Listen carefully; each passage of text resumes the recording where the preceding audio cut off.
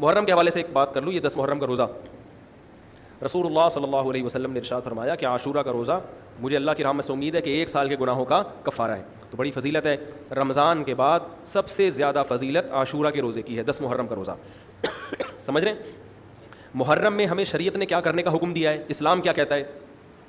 पहली बात, इस्लाम ये कहता है कि मुहर्रम में रोज़े रखना दूसरे महीनों की निस्बत ज़्यादा सवाब, रमज़ान के बाद तो ज़्यादा से ज़्यादा रोज़े रखें। और स्पेशली 10 मुहर्रम का रोज़ा 1 साल के गुनाहों का कफ़ारा है, ये और ज़्यादा सवाब है। पूरे मुहर्रम नहीं रखे जाते तो क्या करना है, 10 मुहर्रम का रखना है। हदीस में आता है कि आपने हुक्म दिया 2 रोज़े मिला के रखो, क्योंकि यहूदी जो थे वो 1 रोज़ा रखते थे, सही है ना। तो यहूदियों से मुशाबहत से बचने के लिए हमें हुक्म दिया कि उसके साथ एक और रोज़ा मिलाएं।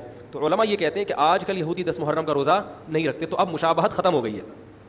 तो अगर कोई 9, 10 या 10, 11 का रख ले तो अच्छी बात है, नहीं तो सिर्फ 10 मुहर्रम का भी रख ले तो भी इंशाअल्लाह पूरा पूरा सवाब मिल